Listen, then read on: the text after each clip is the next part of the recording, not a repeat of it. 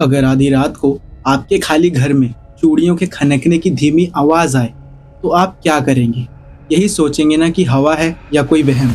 लेकिन जब वो खनक आपके दरवाजे के ठीक बाहर आकर अचानक रुक जाए और दरवाजे के नीचे एक जली हुई बासी मछली की तीखी बदबू आपके कमरे में भरने लगे, तब समझ जाना वो कोई हवा नहीं, वो तुम्हारे ही कमरे में तुम्हारी ही सांसों पर सांसें ले रही है और आज रात वो तुम्हें अपने साथ लेकर ही जाएगी।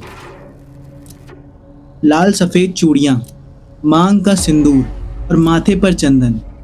सोचिए अगर यही सब चीजें किसी की जान ले लें। आज हम उस रूह के बारे में बात करेंगे जो अधूरी रह गई है, जिसे दुनिया शंख चुन्नी के नाम से जानती है। शंख और चूड़ी। बंगाली संस्कृति में शंख को स्त्री की ढाल माना जाता है। सुहागन स्त्रियां इन्हें पहनती हैं, पर शंख चुन्नी के मामले में कहानी पूरी तरह पलट जाती है। उसे मौत के बाद भी इन पवित्र प्रतीकों को पहनने पर मजबूर किया जाता है, पर यह उसका सुहाग नहीं, उसका अभिशाप है। वह इन चूड़ियों की पवित्रता को एक हिंसक डरावने हथियार में बदल देती है। रात के सन्नाटे में जब उसकी सूखी ठंडी कलाई की चूड़ियां आपस में टकराती हैं तो वह संगीत नहीं, मौत का पैगाम होता है। सुहाग का प्रतीक अब एक शापित फंदा बन चुका है। अब आपको शंख चुन्नी का मतलब तो पता चल गया। अब बात करते हैं कि एक औरत शंख चुन्नी बनती कैसे है। शंख चुन्नी उन औरतों को कहा जाता है जो मर जाती हैं बिना अपनी सांसारिक इच्छाओं को पूरा करे हुए।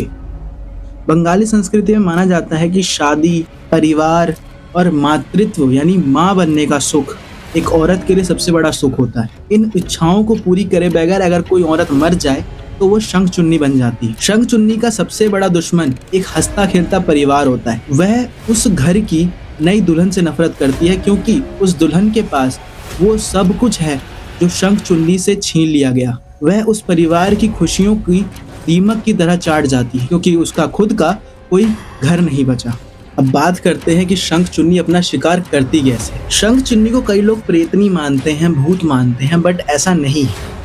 शंख चुन्नी और प्रेतनी में थोड़ा बहुत अंतर है, क्योंकि वो प्रेतनी की तरह गंदी या बदसूरत नहीं दिखती। वो आपको आपके ही घर की किसी सामान्य औरत का रूप लेकर मिलती है।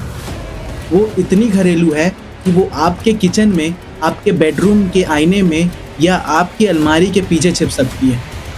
उसका यह इंसानी और घरेलू रूप ही उसके सबसे ज्यादा खतरनाक बनाता है। आप एक दैत्य से भाग सकते हैं, लेकिन उससे कैसे भागेंगे जो हूबहू आपकी पत्नी या माँ जैसी दिखती हो।